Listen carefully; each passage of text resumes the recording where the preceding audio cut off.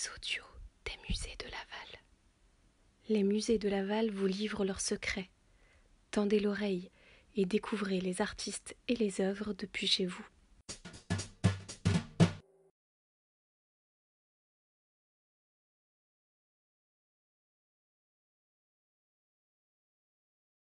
Véronique Philosophe est durant toute son enfance baignée dans un environnement artistique. Elle fréquente régulièrement le musée de la ville et se forme à l'école des beaux-arts.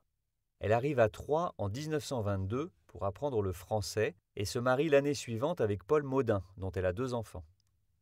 Divorcée en 1937, elle se remarie en mai 1940 avec Georges Philosophe. Le couple est installé dans le Périgord jusqu'en 1946. Véronique Philosophe, très attachée à cette région, publiera en 1954, sous le titre Périgord noir, un album de 20 dessins en noir et blanc figurant des scènes paysannes et villageoises.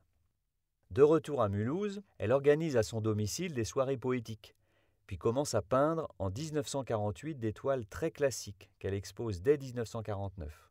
Se partageant entre Mulhouse et Paris, où elle finira par installer son atelier, elle s'intègre dans le milieu artistique parisien et fréquente Dubuffet, Malraux, Aragon, Sartre, Caillot. Au fur et à mesure de ses rencontres artistiques, Véronique Philosophe se détache de sa formation classique et invente un style qui lui est propre. Artiste minutieuse, elle montre un goût prononcé pour les compositions solidement étagées, qui témoignent d'un sens très personnel du raccourci graphique, traitement des surfaces en registres superposés, réduction des volumes en forme simple, dépouillement général de la composition. Elle peint à la gouache, dessine à l'encre de Chine et exécute également de nombreux cartons de tapisserie et de vitraux, ainsi que des fresques décoratives. Ses œuvres se regroupent autour de quelques grands thèmes: Paris, le Périgord et l'Alsace, la vie quotidienne, et certains grands conflits ou événements comme la guerre d'Algérie et mai 68. Également artiste de l'art sacré, elle illustre une Bible en images et compose une série de 40 dessins sur le thème de la danse macabre. Place de la Concorde est une vue irréelle de Paris.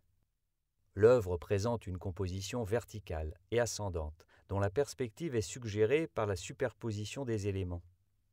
La Seine, la place de la Concorde, l'obélisque, l'hôtel de la Marine, à droite, et probablement, en haut à droite, le Sacré-Cœur de Montmartre.